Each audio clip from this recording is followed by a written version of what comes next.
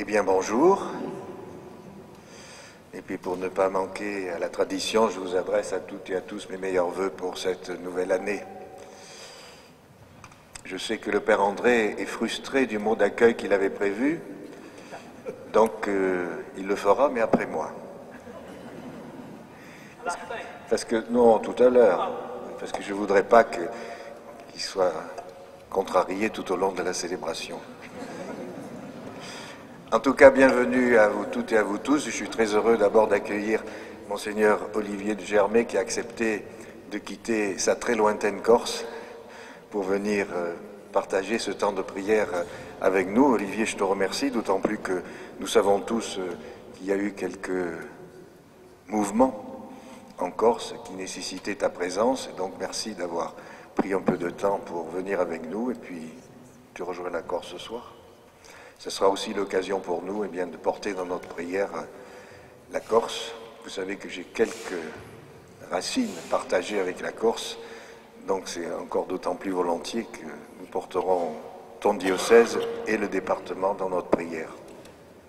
C'est aussi une joie d'accueillir un vieil ami, enfin il est jeune, mais un vieil ami, ça veut dire de longue date, c'est le Père Gabriel Nissim, dominicain, qui est en ce moment à Boscodon, avec qui nous avons eu l'occasion de travailler beaucoup lorsque lui et moi nous étions à Paris et qu'il était lui-même responsable de l'émission religieuse à la télévision Le Jour du Seigneur. Après, les autres, ils sont chez eux. Alors, donc, le Père Serbelot, le vicaire général, le recteur de Notre-Dame-du-Lot, le Père Frère. Si j'avais respecté l'ordre hiérarchique, j'aurais dû parler avant de Monseigneur André Faure, mais tu es aussi chez toi ici maintenant. Voilà, et puis le Père André, que vous connaissez tous aussi, qui est chez lui. Enfin, tout le monde, finalement, tout le monde est chez lui. Et maintenant, pour éviter la frustration de votre curé, je lui donne la parole.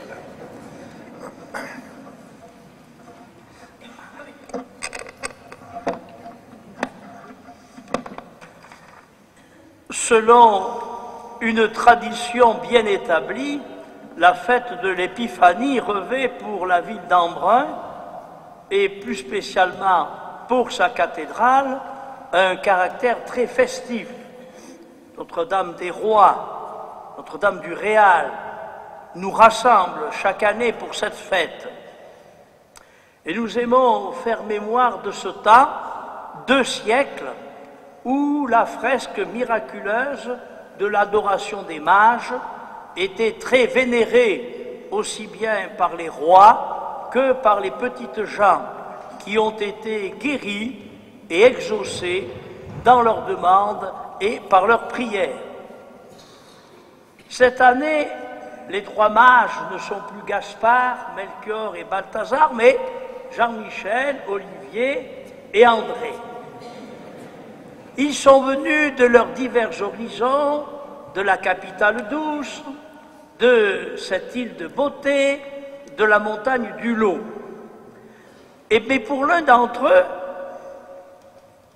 cette fête de l'Épiphanie 2016, pas tout de suite, mais dans quelques mois, lui permettra de repartir par un autre chemin.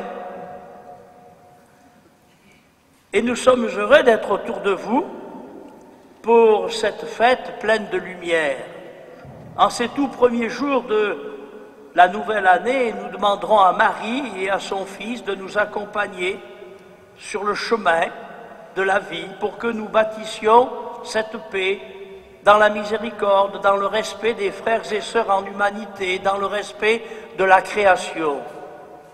Nous prierons aussi pour que nous soyons des chercheurs de lumière et que nous inventions des nouveaux chemins pour dire au monde d'aujourd'hui la bonne nouvelle, dans nos paroles d'espérance, pour que chaque jour soit une manifestation de l'amour de Dieu qui est venu habiter nos cœurs. Au nom du Père et du Fils et du Saint-Esprit. Amen. La paix soit avec vous. Et avec votre esprit. Frères et sœurs, je suis très heureux de pouvoir, avec vous, célébrer cette fête de l'Épiphanie dans cette région qui est presque aussi belle que la Corse. Pas dire pas aussi belle, venant d'Ajaccio, vous le comprenez. Et dans cette cathédrale chargée d'histoire, heureux de célébrer aussi avec mes frères prêtres et évêques qui m'entourent, et en particulier Monseigneur Faure, qui était mon supérieur de séminaire. Alors, vous savez, c'est pas rien pour moi que de célébrer et de présider cette Eucharistie devant lui. Voilà, donc je suis un petit peu impressionné par tous ceux qui m'entourent, mais ce qui nous impressionne surtout, c'est ce mystère de l'Épiphanie. C'est ce Dieu qui est tout-puissant et qui s'est manifesté à nous, et qui s'est révélé, qui s'est fait petit enfant, et qui est venu pour nous dévoiler le cœur même de Dieu, qui est un cœur de miséricorde. Nous n'avons jamais terminé de découvrir ce mystère de la miséricorde de Dieu. Et vous le savez, le pape François souhaitait que cette année soit une année de la miséricorde. Et nous demandons vraiment la grâce d'approfondir de plus en plus ce mystère. C'est parce que nous savons que notre Dieu est un Dieu plein de bonté, plein de miséricorde, que nous n'avons pas peur de nous présenter devant lui comme des pauvres en nous reconnaissant pécheurs. C'est ce que nous faisons maintenant au début de cette célébration.